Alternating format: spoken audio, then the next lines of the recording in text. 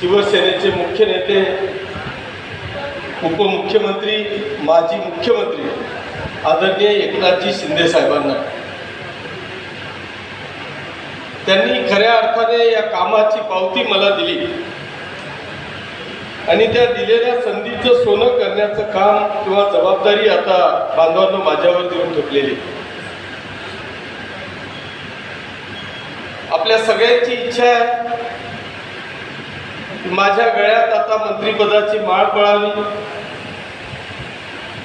जशी तुमची इच्छा आहे तशी माझी पण आहे. पण आता ती केव्हा पडते हे माझ्या हातात नाही. पण हरकत नाही, परमेश्वराच्या कृपेने तुमच्या सगळ्यांच्या आशीर्वादाने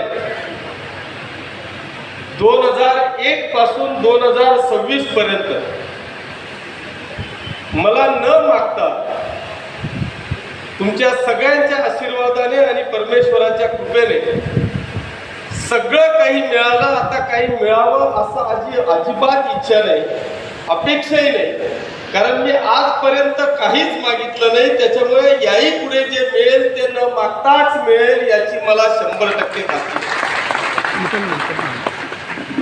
बांधवांनो, मी स्वतःच्या कर्तृत्वाला धन्य मानतो.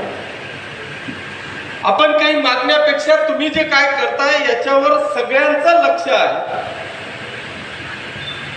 आपण जे करतोय त्याच्याकडे सगळेजण डोळे उघडे ठेवून पाहताय. त्याच्यामुळे तुमच्या कामाची पावती, आपल्या कामाची पावती आपल्याला 100% आपल्या जीवनामध्ये मिळते. याचं उत्तम उदाहरण म्हणजे किशोरप्पा.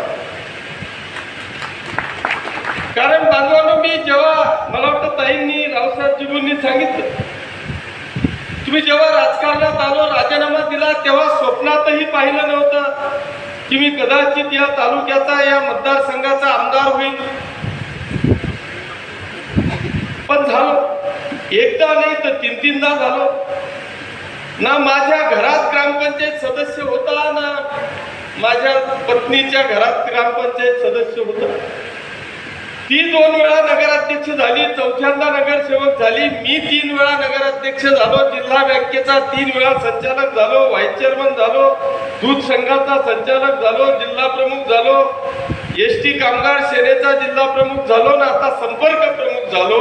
आता आणखी काय द्यावं? आता राहिलं चुलं तो सुमित पण नगरसेवक झाला. बरं, दोघं एवढे रेकॉर्ड ब्रेक झाले की जरी मी सगळ्यांचं रेकॉर्ड ब्रेक केलेलं असेल, पण हे दोघं महारथी असेल की यांनी दोघांनी माझंही रेकॉर्ड ब्रेक केलं. मी लोकनियुक्त नगराध्यक्ष झालो त्यावेळेस मला वाटतं मी काहीतरी 1,500-2,000 मतांनी निवडून आलो होतो. तुमच्या सगळ्यांच्या सहकार्याने, मेहनतीने, आशीर्वादाने ती इतक्या मतांनी निवडून आली की महाराष्ट्रामध्ये 2ऱ्या क्रमांकाचा लीड, तब्बल 12,500 मतांचं मताधिक्य या पाचोरेकरांनी दिलं. माझ्या त्या वार्डामध्ये सुनीता अनेक वेळा उभी राहिली, पण 500, 700, 800, 1000 मतांच्या वरती तिला लीड मिळाला नाही. सुमितला 1600 मतांचा लीड एकट्या वार्डात मिळाला. आणखी काय द्यावं लोकांनी, किंवा अजून आपण काय मागावं? ही जनता जनार्दनाची इच्छा आहे. म्हणूनच त्यांनी या तालुक्याचा, या मतदारसंघाचा इतिहास बांधवांनो केला आणि तब्बल 3ऱ्यांदा मला या ठिकाणी विधानसभेचा सदस्य केला. आणि म्हणून बांधवांनो, ह्या सगळ्या जे काही विषय मी गेल्या 25-26 वर्षापासून पाहतोय, हे सगळे विषय जेव्हा मी आत्मसमर्पण करतो, आत्मचिंतन करतो, त्यावेळेस कितीही कामं असले, कितीही थकलेलो असलो तरी असं वाटतं की अनेक वर्षापासून अनेकांची संघर्ष करण्याची वेळ आली, परंतु अजूनपर्यंत अपयश आपल्या घरापुढे आलं नाही, याचा मला सार्थ अभिमान आहे. हार नावाची चीजच अजून ऐकली. इतकी काय दुश्मनी आहे की तो जवळ येतच नाही. चांगली गोष्ट आहे, अशीच टिकून राहावी. अशीच दुश्मनी हारच्या बरोबर आपली असावी आणि आयुष्यभर विजयाशीच दोस्ती आपली असावी. असं काम बांधवांना आपण यापुढे देखील करत राहणार. आता माझी आपल्याला सगळ्यांना या निमित्तानं विनंती आहे की ह्या जो काही विषय अरुण भाऊंनी घेतला, रावसाहेब जिगूंनी घेतला, बांधवांनो हा विषय आपल्या सगळ्यांच्यासाठी अत्यंत जीवन मरणाचा विषय आहे असं म्हटलं तर वावगं ठरणार. इथे बसलेला प्रत्येक व्यक्ती कुठे ना कुठेतरी राजकारणाशी निगडीत बसलेला प्रत्येक व्यक्ती राजकारणाशी संबंधित असलेला इथला व्यक्ती आहे.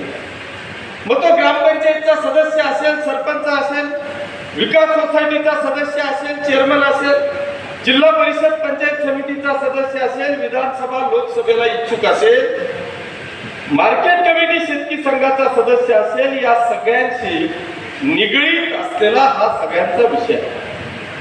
आज जर का आपण पाहिलं तर मला वाटतं 2011 पासून जनगणना झालेली नाही आणि 2002 पासून आपली SIR चा प्रोग्राम झालेला नाही.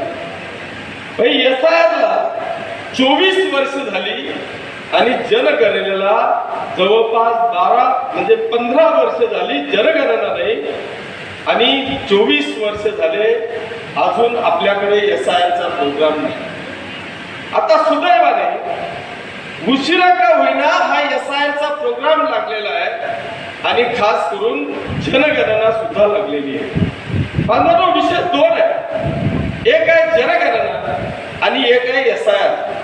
या दोघांमध्ये प्रचंड तफावत आहे. जनगणना जी आहे ती जनगणना आपल्याला जातीनिहाय किंवा तुमच्या गावाची लोकसंख्येनिहाय आकडेवारी देणारा कार्यक्रम कुठला असेल तर तो जनगणना आहे. याच्यातून बेनिफिट आपल्याला असा होणार आहे की आपल्याला सगळ्या जाती धर्माचं एकूण लोकसंख्या काय याची आकडेवारी तुमच्या समोर येणार आहे. आणि दुसरा फायदा असा होणार आहे की 2011 मध्ये जी लोकसंख्या ग्रामपंचायतीला किंवा नगरपालिकेला होती किंवा जिल्हा परिषदेला होती त्या लोकसंख्ये निहाय तुम्हाला आपल्याला सगळ्यांना आतापर्यंतचा असलेला 12, 13, 14, 15 वित्त आयोगापर्यंतचा निधी हा आपल्याला आपल्या ग्रामपंचायतीला, नगरपालिकेला किंवा जिल्हा परिषदेला मिळतोय. लोकसंख्येनुसार येणारा 14-15 वित्त आयोग म्हणजे नगरपालिकेला आणि ग्रामपंचायतीला अतिशय तुटपुंजा असा निधी तुम्हाला येतोय. त्याच्यामुळे ना सरपंच गावाकरता काही करू शकतोय ना नगराध्यक्ष त्या नगरपालिकेकरता काही करू शकतोय. अशी परिस्थिती आपल्यावर येऊन ठेपलेली आहे. त्याच्यामुळे जनगणना ज्या दिवशी कंप्लीट होईल त्या दिवशी खऱ्या अर्थाने त्या ग्रामपंचायतीला आणि नगरपालिकेला 2026-27च्या लोकसंख्येनुसार ज्या दिवशी निधी येईल त्याच दिवशी तो ग्रामपंचायतचा सरपंच त्या गावाकरता काहीतरी करू शकेल आणि त्या नगरपालिकेचा नगराध्यक्ष त्या नगरासाठी काहीतरी करू शकेल. आणि खऱ्या अर्थाने जनता कोणती समाज, कोणत्या जाती धर्माची संख्या हे किती आहे याची आकडेवारी आपल्या सगळ्यांच्या समोर येणार. आता हा झाला जनगणनेचा विषय. आता खरा विषय आहे SIR. बांधवांनो मला आपल्याला सगळ्यांना या निमित्तानं सांगायचं आहे, मला कोणावर आरोप करायचे नाही, पण जर का तुम्ही आतापर्यंतचा इतिहास पाहिला तर आपल्या सगळ्यांना एक डिजिटल दुनियाच्या माध्यमातून सगळं डिजिटल व्हावं, सगळं ऑनलाईन व्हावं याच्यासाठी आपल्याकडे आजच्या तारखेत सगळ्यात महत्वाचं कार्ड कुठलं असेल तर त्याला आपण आधार कार्ड म्हणतो. म्हणजे ज्याच्याकडे पासपोर्ट असेल तो भाग वेगळा आहे, पण आधार कार्ड आपल्या तळागाळातल्या व्यक्तीपासून तर शेवटच्या व्यक्तीपर्यंत 100% त्याच्याकडे आधार कार्ड आहे. आणि म्हणून आपलं आधार कार्ड हे रेशन कार्डला जोडलं गेलं, वेगवेगळ्या विषयांसाठी आपलं आधार कार्ड जोडलं गेलं. मग माझा प्रश्न आहे की हे आधार कार्ड मतदार यादीला का जोडलं गेलं नाही हा महत्वाचा प्रश्न माझ्यासारख्या एखाद्या व्यक्तीला पडतो. की एका बाजूला आम्ही बोंबवतोय की बोगस मतदान आहे, डुप्लिकेट मतदान आहे, प्रचंड मतदारांची संख्या वाढलेली आहे. हे सगळं वाढलेलं मतदान हे बोगस आहे. त्याच्यामुळे ह्या मतदाराच्या प्रत्येक मतदाराला आधार कार्डशी लिंक करावं की जेणेकरून भारतात तो कुठेही असेल तर ते एकाच ठिकाणी मतदान असेल. अशा पद्धतीची आपली मागणी अनेक दिवसापासून आपण बोंबलतोय. परंतु माननीय सुप्रीम कोर्टाने सुद्धा या विषयाला नकार दिला. याच्या मागचं गूढ काय हे उत्तर देण्याइतका हुशार मी नाही, पण नकार दिला. आधार कार्ड मतदार यादीला जोडलेलं नाही. मग आता जर का आपण विचार केला तर मला वाटतं 5-7 राज्यांचे SIR चा प्रोग्राम फायनल. त्या SIR च्या प्रोग्राम मध्ये जर तुम्ही पाहिलं तर उत्तर प्रदेश मध्ये किती मतदान रद्द केलं? तब्बल 3 कोटी. बंगालमध्ये किती मतदान रद्द केलं? जवळपास 65 ते 70 लाख. तामिळनाडूमध्ये ज्या ज्या राज्यांचं SIR झालं त्या त्या राज्यांमध्ये एवढं मतदान कट झालं. आपण असं गृहीत धरू की हे सगळं बोगस असावं किंवा हे सगळं डुप्लिकेट असावं. आता तीच परिस्थिती महाराष्ट्रात व्हायची शक्यता आहे. आता समोर मीडिया आहे पण तरी सुद्धा मला त्याचा काही फरक पडत नाही. पण बांधवांनो, आज जर का तुम्ही पाहिलं तर या महाराष्ट्रामध्ये भारतीय जनता पक्ष, शिवसेना आणि राष्ट्रवादीची युती आहे. या युतीच्या सरकारच्या नंतर आज या महाराष्ट्रामध्ये विरोधकांचा कुठेही ठिकाणा मला वाटतं आपल्याला पाहायला मिळत नाही. काँग्रेसची वाताहत झाली, राष्ट्रवादीचे 2 तुकडे झाले, अजितदादांचं निधन झालं, शिवसेनेचे 2 तुकडे झाले. शिवसेना आपण आपल्या बलबुद्ध्यावर आपल्या सगळ्यांचे मुख्य नेते खमके आहेत, पायाला भिगरी लावून ते फिरतायत. त्याच्यामुळे त्यांनी आपली शिवसेना वाचवण्याचा प्रयत्न केला. अनेकांचे प्रवेश हे शिवसेनेमध्ये होत आहेत. त्याच्यामुळे विशिष्ट पक्षांना असं वाटतंय की कदाचित आम्ही स्वतःला मोठे समजणारे, कदाचित एकनाथ शिंदे साहेबांची शिवसेना ही महाराष्ट्रात क्रमांक 1 चा पक्ष होईल का काय, ही धडकी समोरच्यांमध्ये धरली गेलेली आहे. आणि ही धडकी ही बोगस नाही, ही वस्तुस्थिती आहे की येणाऱ्या काळामध्ये शिवसेना, एकनाथ शिंदे साहेबांच्या नेतृत्वात असलेली शिवसेना ही महाराष्ट्रातल्या क्रमांक 1 चा पक्ष झाल्याशिवाय राहणार नाही. अशी वाटचाल मला वाटतं शिवसेनेच्या माध्यमातून या संपूर्ण महाराष्ट्रामध्ये एकनाथ शिंदे साहेबांच्या रूपाने बांधवांनी या महाराष्ट्रामध्ये चाललेली. मग जर का ही वस्तुस्थिती आता नंबर मतदान कमी करण्याचा कोणाचा असेल तर मला वाटतं आपण सगळेजण समजून घ्यायचं की तो आपलाच असेल.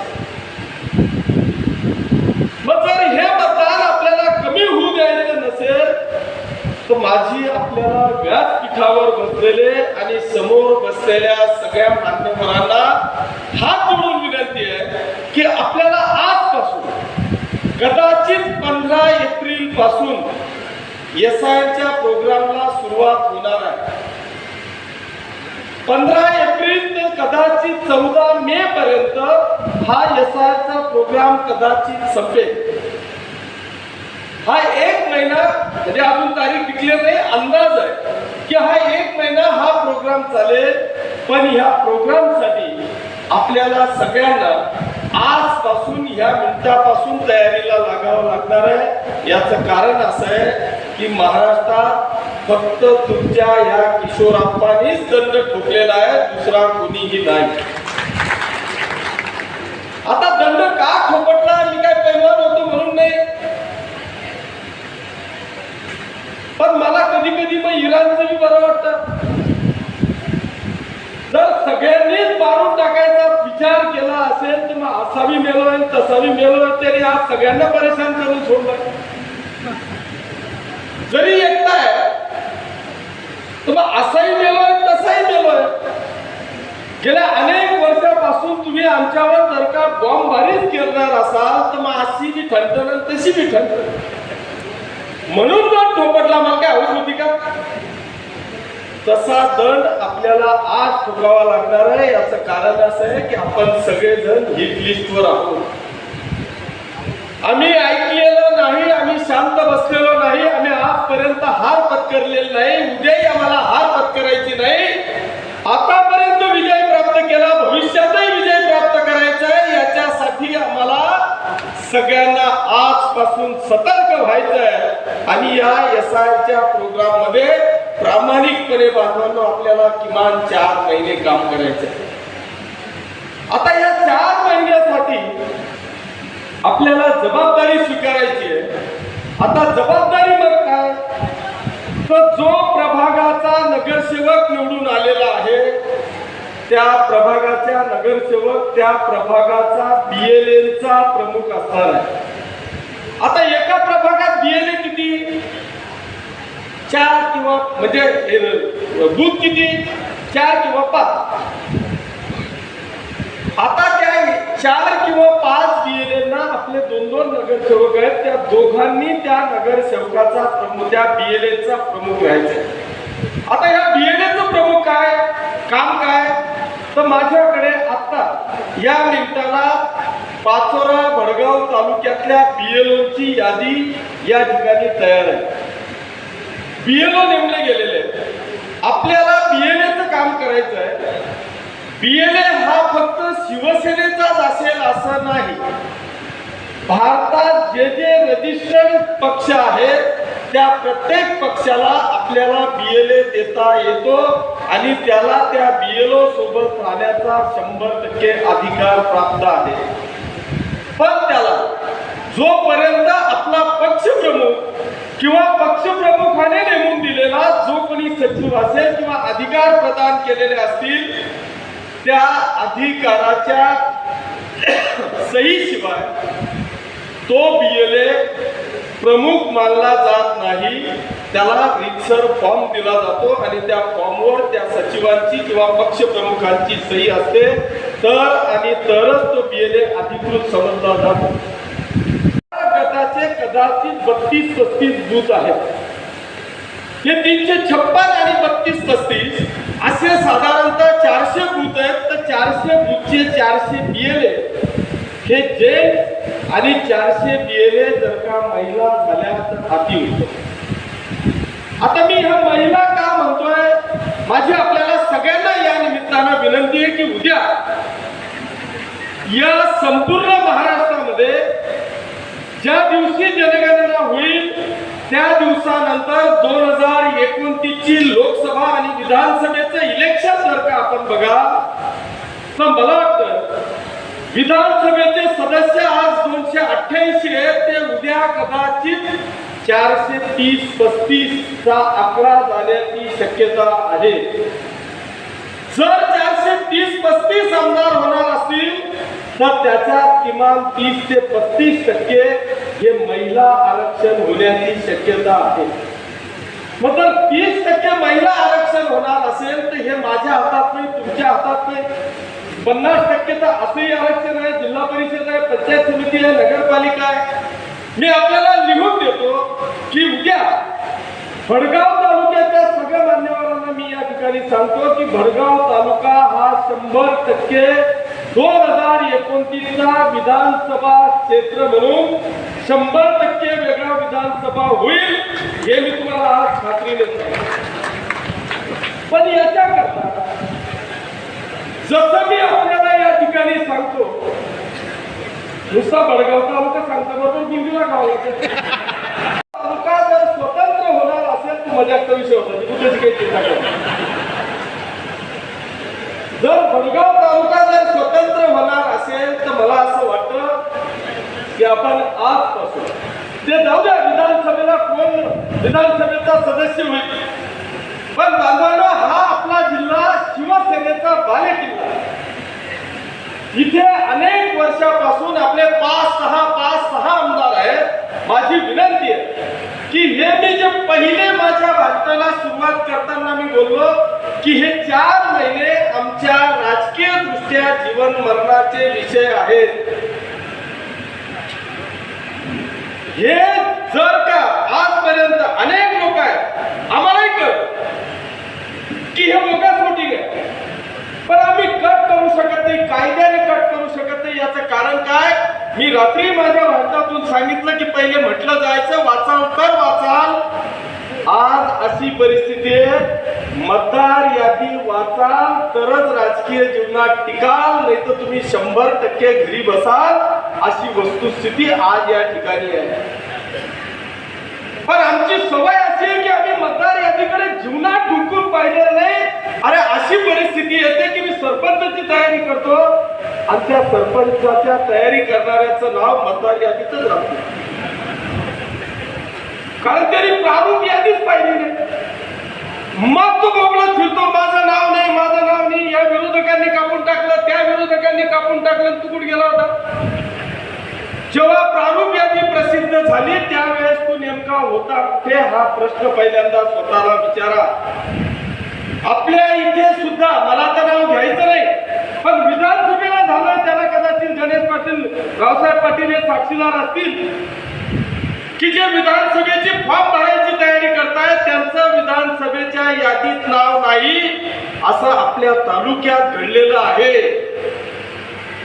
त्याच्याकरता बांधवांनो सगळ्यात महत्वाचा विषय आहे की तुम्ही वाचाल तर टिकाल, कारण आजपर्यंत भारतीय जनता पक्ष ह्या लेव्हल पर्यंत जर का आला असेल, संपूर्ण भारतावर सत्ता प्रचंड ताकदीने जर का त्या ठिकाणी केली असेल, तर याचं एकमेव कारण आहे ते विचारांनी डोक्याने काम करताय. आमच्याजवळ ताकद प्रचंड आहे, पण आम्ही डोक्याचा वापर कमी करतो. आम्हाला आता ताकदीच्या बरोबर डोक्याचा सुद्धा वापर करावा लागणार आहे, बुद्धीचा वापर करावा लागणार आहे.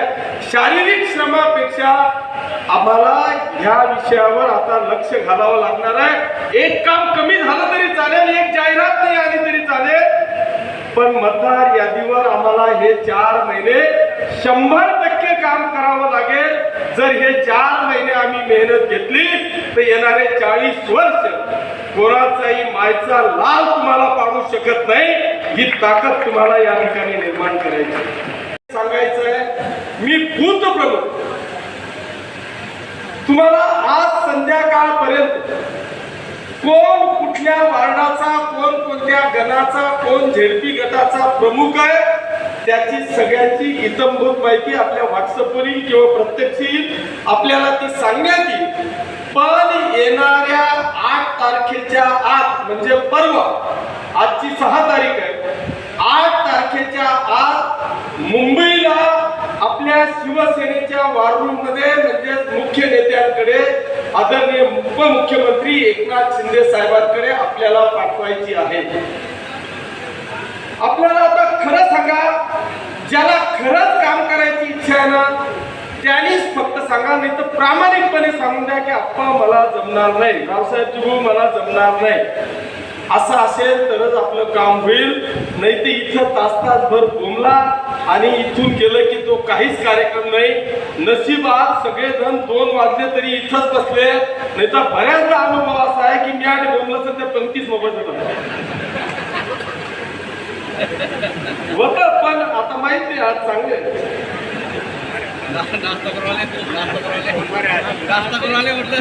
नाश्ता करून आले.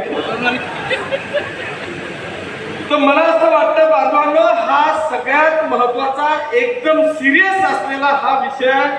या विषयाला जर भगिनींनो तुम्ही जर तयारी दर्शवली किमान प्रमुख म्हणून, मी मागच्या वेळेस आमच्या बचत गटाच्या काही भगिनींकडून आपण पूर्ण मतदारसंघामध्ये महिला बचत गटाच्या माध्यमातून आपण महिला बूथ प्रमुखांची सुद्धा नियुक्ती केलेली आहे.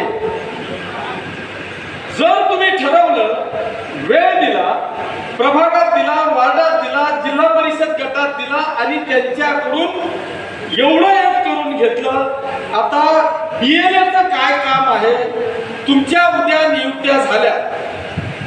आता मी 8 तारखेला का सांगतोय, त्या 8 तारखेला याच्यासाठी सांगतोय की 10 तारखेपर्यंत या महाराष्ट्रातल्या प्रत्येक विधानसभेच्या BLAचे फोन नंबर हे तिथपर्यंत पोहोचून उद्या 10 तारखेनंतर कधीही स्वतः एकनाथ शिंदे साहेब किंवा या BLA या मतदार यादीवर प्रमुख मार्गदर्शन करण्यासाठी काही अभ्यासक लोक ज्यांचे नंबर ज्या BLAचे आम्ही नंबर देणार आहोत त्यांच्या मोबाईल नंबरवर ऑनलाईन ते तुमचा क्लास घेणार आहेत आणि तुम्हाला याबाबतची डिटेलमध्ये माहिती देणार आहेत. त्याच्यामुळे मला 8 तारखेपर्यंत कुठल्याही परिस्थितीत एक BLA आणि एक सह BLA, मला असं वाटतंय की एक BLA हा प्रमुख असावा जेंट्स मधला आणि सह BLA या महिला भगिनी असाव्या. याचं कारण असं आहे की BLA फक्त अंगणाच्या पायरीपर्यंत जाऊ शकतो, परंतु आमची भगिनी ही चुन्यापर्यंत जाऊ शकते. जर तुम्ही ते काम केलं तर खऱ्या अर्थाने महिला आघाडी जिंकली असं मी म्हटलं तर वावगं ठरणार नाही. त्याच्यामुळे तुम्हाला आजपासून त्या ताकदीने कामाला लागावं लागेल. जर नसेल होत तर वर 1-2 दिवसात आम्हाला तुम्ही कळवा. आम्ही आमच्याजवळ असलेले आता पण यादी तयार आहे, त्याच्यावर सुद्धा तुम्हाला पहिल्यांदा हा विषय क्लिअर करावा लागणार आहे. कारण हे मी करणार होतो, जेवढे बूथ प्रमुख आहेत त्या प्रत्येकाला BLA करायचं, जेवढे शाखा प्रमुख आहेत त्या प्रत्येकाला सह BLA करायचं आणि त्या पद्धतीने कामाला लागायचं. पण सगळ्याच बूथ प्रमुखांबद्दल चांगला अनुभव नाही. असतात तुम्ही वाचाल तर वाचाल, म्हटलोच नसतो की तुम्ही वाचले म्हणून आम्ही टिकले असं कदाचित मी म्हटलं असतं. तुम्हाला जर का टिकायचं असेल ह्या बूथ प्रमुखांना जर का चांगले वाचतील त्यांना नक्की घ्या. पण ज्याची इच्छा नसेल, कारण हा सगळ्यांचा जीवन मरणाचा विषय आहे, म्हणून व्यासपीठावर बसलेले आणि समोरही अनेक पदाधिकारी आहेत, या सगळ्यांना विनंती आहे की तुम्ही कुठल्याही परिस्थितीत 2 दिवस सगळे कामं बाजूला करून एकावर फक्त 4-5 बूथची जबाबदारी आहे. तेवढं जर का आपण केलं तर आपण जिंकलो असं म्हणता येईल, अन्यथा नाही. तर इथे माझे अनेक मुस्लिम बांधव पदाधिकारी, माझी खास करून मुस्लिम बांधवांना या निमित्तानं विनंती आहे, काही बौद्ध बांधवांना, दलित बांधवांना माझी या निमित्तानं विनंती आहे की काही विशिष्ट पक्षांकडून या 2 समाजामध्ये टार्गेट करण्याचं काम मला वाटतं काही लोकांच्या निदर्शनास आलेलं आहे की हे लोक आम्हाला होत नाहीत म्हणून यांचे कसे आपल्याला कट करता येतील याचा प्रयत्न या ठिकाणी केला जातो. म्हणून माझी खास करून माझ्या मुस्लिम बांधवांना या निमित्तानं विनंती असणार आहे की हा SIRचा प्रोग्राम हा अत्यंत महत्वाचा आहे. म्हणून आपल्यातला काम करणारा क्वालिफाईड मुलगा की त्यांनी प्रामाणिकपणे तो लक्ष घालून या 4 महिन्यापर्यंतचा प्रवास तो व्यवस्थितपणे पुढे नेईल याच्याकरता त्यांनी काम करायचं आहे. त्याची यादी आज किंवा मॅक्झिमम उद्यापर्यंत प्रत्येक बूथ निहाय जर आपण पाहिलं तर पूर्ण मतदारसंघामध्ये जे 354 बूथ आहेत त्याच्यापैकी मॅक्झिमम 30 ते 35 बूथ मॅक्झिमम हे मुस्लिम समाजाचे आहेत आणि बौद्ध दलित समाजाचे मॅक्झिमम 10 ते 12 बूथ किंवा मॅक्झिमम 15 बूथ याच्या पलीकडे आपल्याला बूथ दिसणार नाही. मग जर एवढीच जबाबदारी आपण घेतली तर 100% आपला एकही वोटिंग हे कट होणार नाही याची 100% मला खात्री आहे. बांधवांनो, हे करत असताना आता BLOचं काय काम आहे आणि BLAचं काय काम आहे? हा जो BLO आहे ह्या BLOची जबाबदारी आहे. BLO हा 100% शासकीय अधिकारी आहे. हा शासकीय अधिकारी असलेला BLOला एका बूथची जबाबदारी त्या BLOला दिलेली असणार आहे. जर तो एका बूथवर म्हणजे किती 1000 ते 1200 वोटिंग, 1000 ते 1200 वोटिंग म्हणजे किती 200 ते 250 घरं. मग त्यांनी ते 200 ते 250 घरांवर किमान 3 वेळा जायचंय. आता ते 3 वेळा जाताना जसा एखादा तलाठी एखादी बी नोंद चुकीची दिली गेली ना तर ती ब्रह्मरेषा असते, ती थेट महसूल मंत्र्यापर्यंत सुद्धा जाऊन निघत नाही. वर्षानुवर्ष चक्रा माराव्या लागतात. जर त्याची एक चूक झाली तर आम्हाला वर्षभर चक्रा माराव्या लागतात, तरी आमच्या उतार्यावरची चुकीची नोंद निघत नाही. सेम परिस्थिती BLOची आहे. ज्या दिवशी BLO आपली यादी फायनल करून टाकेल त्या दिवशी तुमचा कार्यक्रम लागला. म्हणून BLOचं काय काम आहे की BLOची सावली बनून तुम्हाला राहायचंय की BLO किशोरप्पाच्या घरी आला, किशोरप्पाच्या घरी 4 वोटिंग आहे, तो, त्याची पत्नी, त्याचा मुलगा आणि त्याची मुलगी, या 4ंचे नावं त्याने घेतले का याच्यातले 2 नावं त्याने सोडून दिले? फक्त BLO ह्या घरी गेला म्हणून तुमचं काम झालं का की नाही? BLOचं काय काम आहे? BLOनी किशोरप्पाच्या घरी गेल्यानंतर हे 4ही नावं घेतले, हे करेक्ट आहे, ते मी तपासले, BLOनी त्याला यस केलं म्हणजे तुम्ही पास झालात. परंतु तिथला शिक्षक आहे, तिथला ग्रामसेवक आहे, त्याला माहिती आहे की तो किशोरप्पाचा माणूस आहे पण त्याच्या विरोधकाचा माणूस नाही आहे. तो कदाचित किशोरप्पाचे वोटिंग कसे कट करता येतील याच्याकरता एखाद्याने त्याला विश्वासात पण घेतलेलं असावं. म्हणून BLOची भूमिका इतकी महत्वाची आहे कारण तो BLO आपला आहे, तो आपल्या पक्षाचा आहे, तो आपला जवळचा आहे. त्याच्यावर खांद्यावर आपण जबाबदारी दिलेली आहे की हे 1200 वोटिंग 100% ट्रॅक झालं का. आता याच्यामध्ये कशी तपासणी आहे तर जे वोटिंग 2002 मध्ये आई आणि वडील होते आणि आता 2024 ची यादी फायनल झाली, 26 मध्ये त्याची SIRच्या माध्यमातून तपासणी होते. पण त्यावेळेस त्याचा मुलगा आला, तो 2002च्या यादीनंतर त्याचं लग्न झालं, त्याला मुलगा झाला, तो 2024 मध्ये 18 वर्षाचा झाला, त्याचं नाव यादीत आलं. 2026 मध्ये जनगणना जेव्हा होते तेव्हा त्याचा मुलगा म्हणजे 3रं वोटिंग वाढलं, हे 100% ग्राह्य धरायचे. पण 2026 मध्ये नाव आलेलं आहे किंवा 2024 मध्ये नाव आलेलं आहे, पण 2002च्या त्या यादीमध्ये त्या घराच्या पत्त्यावर त्याच्या आई वडिलांचं नाव नाही, म्हणजे हे बोगस वोटिंग.